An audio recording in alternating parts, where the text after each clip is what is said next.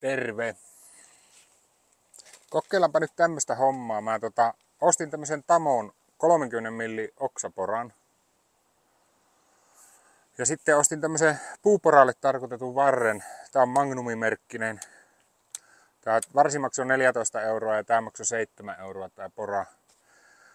Ja nyt olisi tarkoitus kokeilla semmoista, että voitaisiko akkukoneella tehdä suoraa pönttö suoraan puuhun. Elikkä mulla on nyt tässä tämmöstä tuomipuuta, pölökky. Mietin, että mihin mä saan sen kiinni. Mä laittoisin tähän pönttösorvin näiden levyjen väliin tuolle.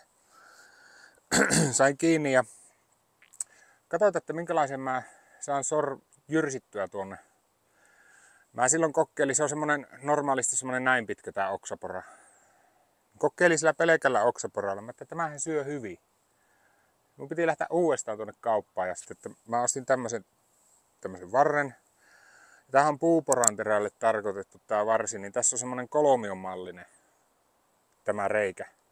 Mutta se oli lähellä 12 milliä. Tässä on 12 millinen tää paksumpi osa. Sitten tää on 8 millistä on täällä. Niin mä katkasin tästä oksaporasta sen 8 millin natsan sillä sopivasti, että se kuitenkin tuo 12 millinen riittää tuohon lukitusruuveille asti. Ja sitten mä 12 millin poralla poraasin tänne. Tämä on sen verran pehmeä, että tätä pystyy porraamaan. Porasin vaan tänne ja sitten poralla vähän heilutteli siinä ja kokeili, että se menee. Ja sitten kun se meni tuonne, niin painoin sen sinne ja kiristin ruuvit. Ja simppeli vehe, simppeli terä, sillä niin kuin tehdä. Mutta katsotaanpa nyt, että mites meillä edistyy. Mä oon sinne jonkunlaisen ontelon jo porannut. Mutta katsotaan, että minkälainen me saadaan. Ja mä sitten lyön kirveellä tää halaki. Katsotaan minkälainen ontelo sinne tuli. Ja en tiedä sitten, että käytäisikö mettäsä tekemässä sitten pönttö johonkin lahopuuhun. Tai pesäkolo.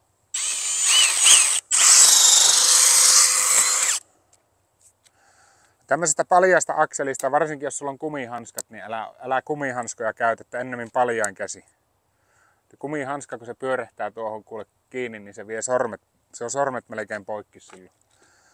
Varovasti näiden paljaiden akseleiden kanssa, oli se poraanterä tai mikä vaan.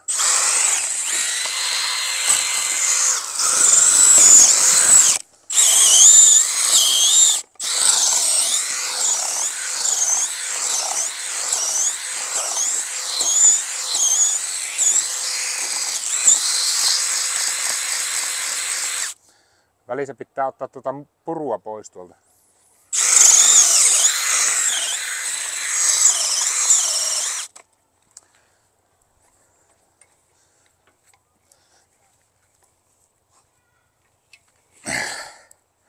Ei ole ihan tarkoitettu tää tämmöiseen käyttöön, mutta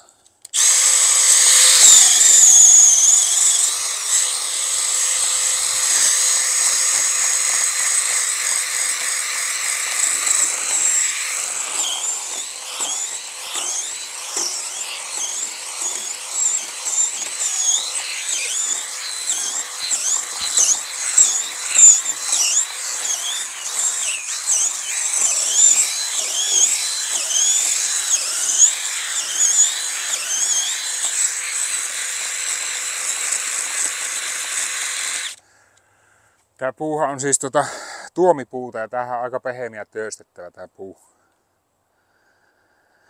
Ja sitten jos mietitään, että minkälaisiin puihin näitä koloja kävisi tekemässä, niin varmaan tekopökkelö on numero 1, mihin kannattaa tehdä. Sitten johonkin vähempiarvoiseen puuhun. Ei missään nimessä saa mennä tekemään tukkipuuhun. Ja ensimmäinen ehto, että maanomistajan luvalla tietenkin, tai maanomistajan omalle maalle käyköön tekemässä. Ja siinä on sitten se, että pihapuihin ei ehkä sen takia, että tämä heikentää sitä puuta. Se voi olla vaarallinen. Kannattaa miettiä se, että minkälaiseen puuhun tämän tekee. Aika pieneen puuhun varmaan. Ja mulla itsellä kiinnostaa tämä just sen takia, että hömötiaiskanta on pienentynyt. Kun lahopuu, se kaivertaa lahopuuhun itse pesään, niin Niin tällä voitaisiin auttaa semmoiseen lähes lahoon koivuun, vaikka pieneen koivuun käydä tekemässä vähän pesäkoloja. Ja mä tiedän esimerkiksi, että talitinttikään, niin ei se tarvitse kovin kummosta kolua. Tuolla lämpölaitoksella, niin olikohan se semmonen DN80 semmonen viemäriputki, putken pätkä, niin siellä oli pesä portaiden alla siinä. Rautaputki, mikä lähtee siitä, taisi olla DN80 se putki, niin siellä oli poikaset sillä. Ei ne kovin kauhia isua tarvitse silti sitä. Mutta minäpä jatkan tätä porrailua.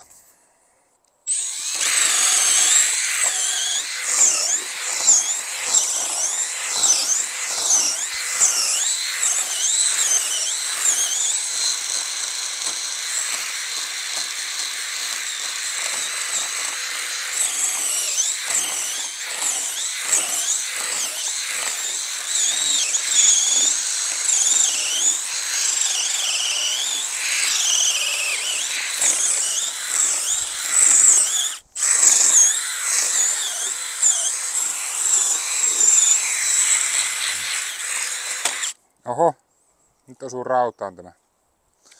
Tuo ei ole hyvä juttu tuo.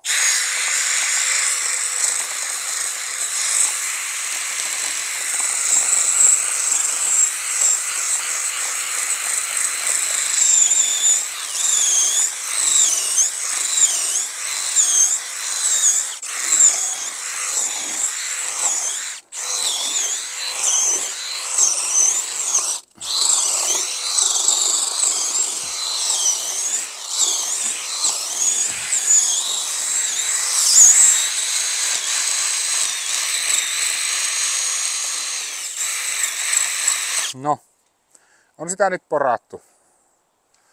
Tämän näköinen on tosiaan tämä systeemi. Pistäpä pienen ykkönen päälle ja pyöritetään sievästi siinä. Näette.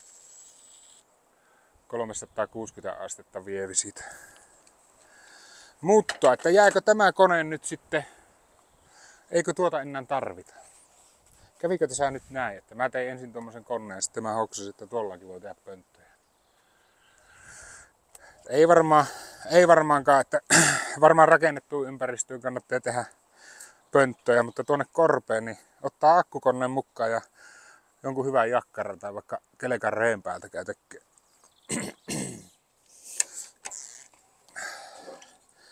Käypä täräyttää halakissa. Joo, täällä on aika tuulinen keli ja sain tuossa yhdestä videosta aika paljon palautetta, että oli niin humisevaa, että oli ihan niinku peestä se audion laatu.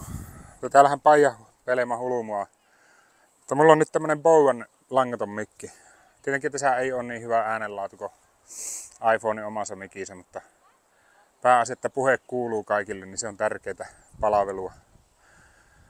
Ja nyt minä täräytän tuon pöntön halaki. Eipä se mennyt kerralla. Ei mennyt toisellakaan kerran. Nyt se meni halki.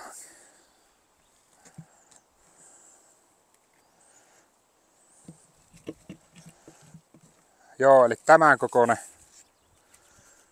kokoinen ontelo sinne tuli. Eli pitäisi varmaan piirtää nyt tuohon terään niin merkki, että eli tää on tämmönen nyrkin kokoinen ontelo, niin mun mielestä tää ei ole vielä tarpeeksi iso, eli täytyy vielä harjoitella. Täytyy vielä harjoitella tätä hommaa. Ja tästä voisi sitten, no nyt se on tietenkin zoomit on päin. Joo, eli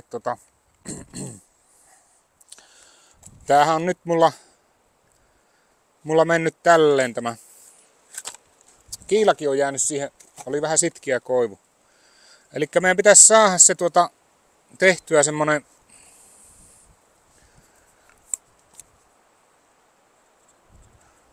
se tuohon asti. Se on vähän vaikea hahmottaa silti kun se uppoaa tuonne piiloon tuo terä. Mä nyt teen tähän tämmöisen apuviiva itselle, että otetaan toinen puu tuosta ja kokeillaan tehdä siihen semmonen sopivan kokoinen ontelo. Elikkä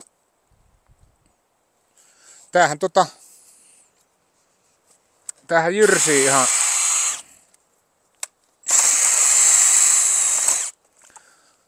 ihan puuta. No minäpäs tuosta demonstroin tätä. Tämähän kyllä jyrsii. Jos minä näin tänne puuhun ajan.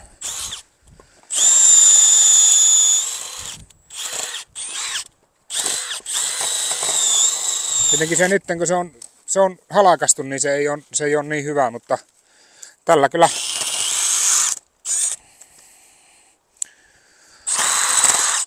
joo, kohta on housunlahet tuossa terän ympärillä, niin lopetetaanpa tähän.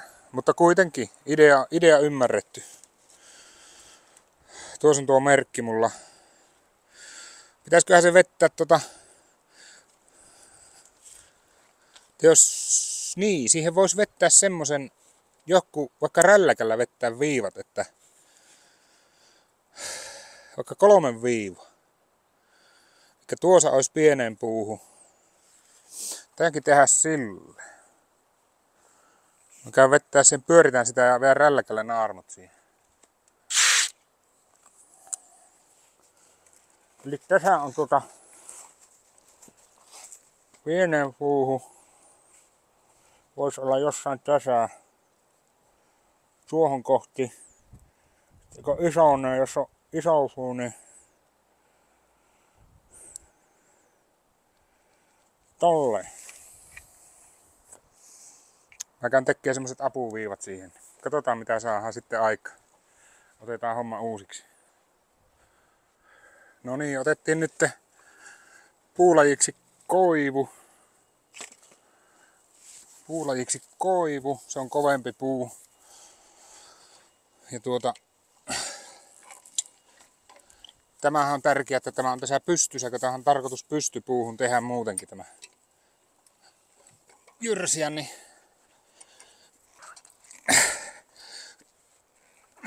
ei lähdetä mettään testaamaan tätä. Ja nyt mulla on tuossa 3 tuommoista, tietenkin menee tuosta noista nyt poikki, mutta 3 apuviivaa tekkiin tuo.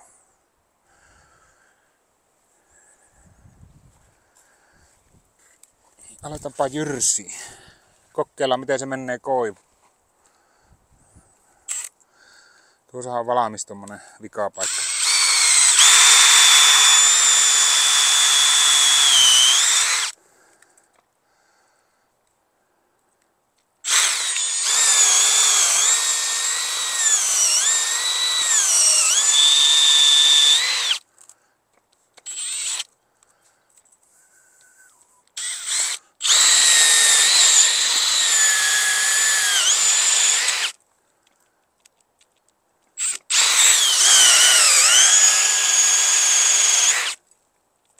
Ei varmaan haittaisi, jos tää alakurejan tekisi tuolla oikealla puuporan terällä.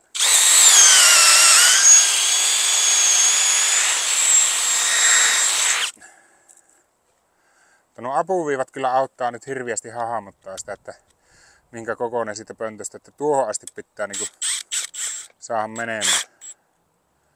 Eli kyllä siinä hommaa on aika paljon.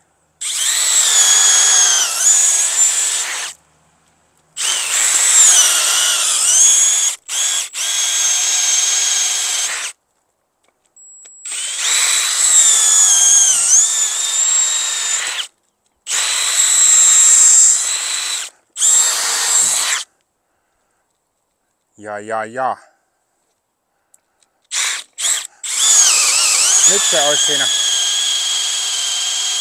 Nyt se olisi niinku semmonen, että mä arvelin, että tulee semmonen keskikokoinen.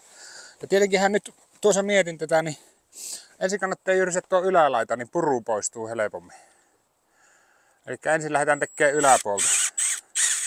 Ja pukataan tuo pora tuosta, että siinä jää vähän matkaa muutama sentti lentoaukkua. Ja siitä lähdetään sitten jyrsimään.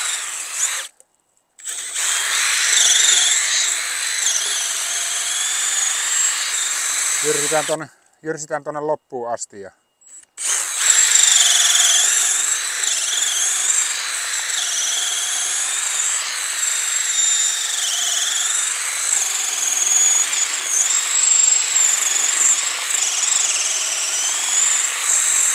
Tietenkin vaihteisto on kakkosella ja mulla on tässä nyt tämmönen Milwaukee, mikähän tämä on?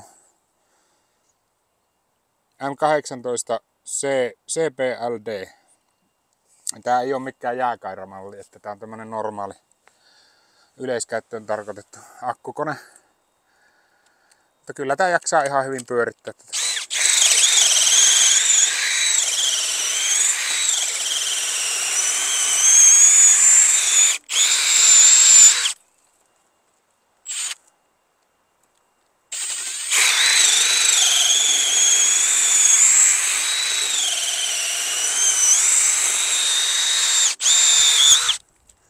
Tietenkin se auttaisi, jos tuossa olisi joku paineilmalinja tuonne. Että se puhaltaisi koko ajan sitä ulos tuota tavaraa.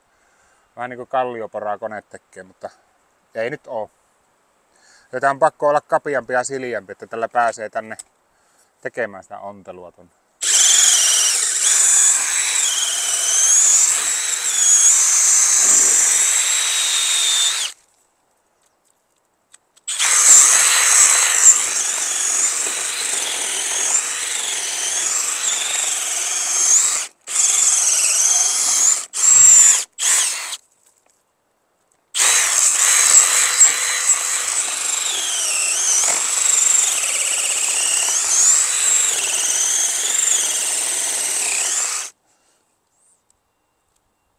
Akku sanoo ykköstä. Mä käyn hakkee uuden akun tuolta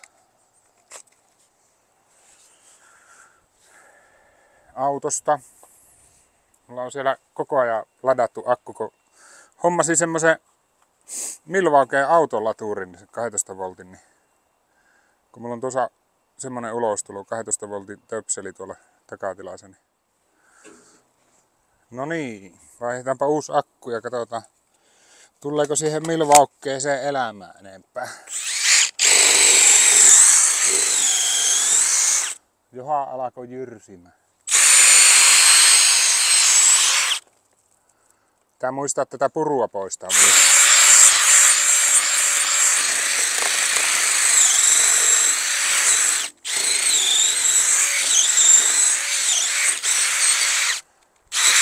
Mikähän olisi semmonen tahti, mikä kannattaa varmaan, että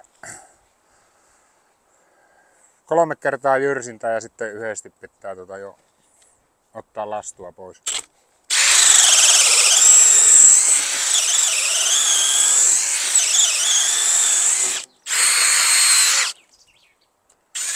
Sitten otetaan lastua pois.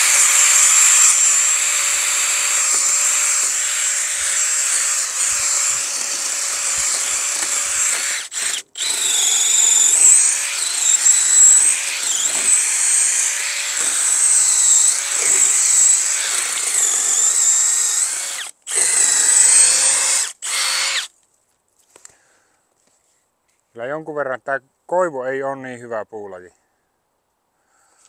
Tietenkin tuore koivu, että kuivaan puuhun ja vanhaan lahopuuhun se kannattaa tämmöisiä jyrsiä tietenkin.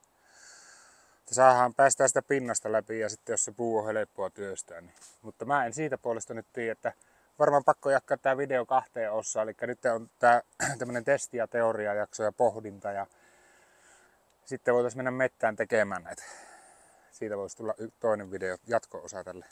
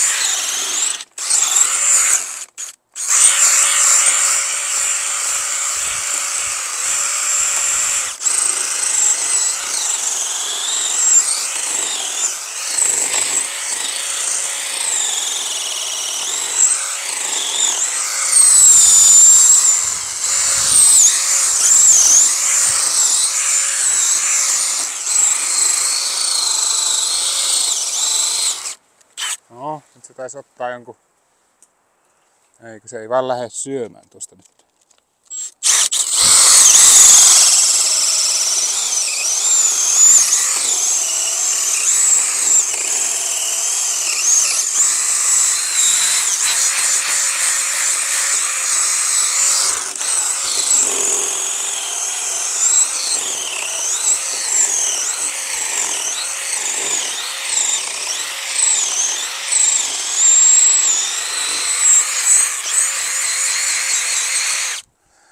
Niin, jos se puu on valmiiksi vähän pehmeä, niin sehän niin kuin hömötiainenkin, niin sehän kaivaa itse sen lopun sitten.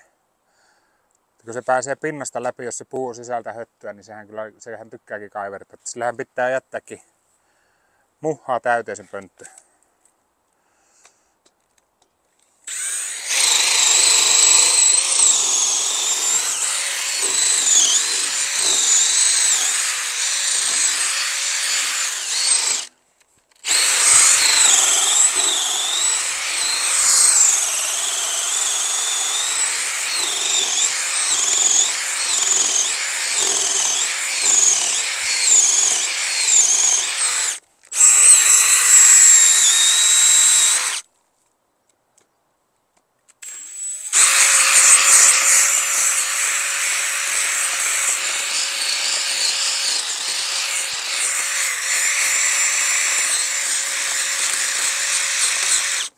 Tai ei mitään, niin mäpä jatkan nyt tätä jyrsimistä. Ja mä jyrsin sen, että se on mun mielestä, niin kuin siellä on pönttö, asuttava pönttö sisällä, niin katsotaan sitten taas. Pistetään halakissa.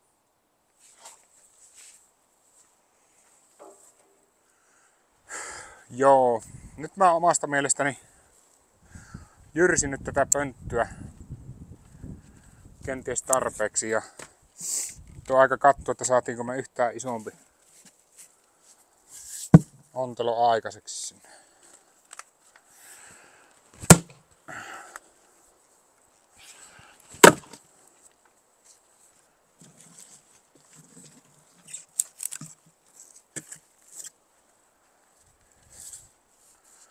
Eli nyt on tämmönen oikeastaan 2 nyrkkiä menne. Korkeutta on semmonen 15 senttiä. No tuossa on 20 senttiä, että reilu 15 senttiä. Jos ajatellaan, niin sitten sen pesäontelon koko, niin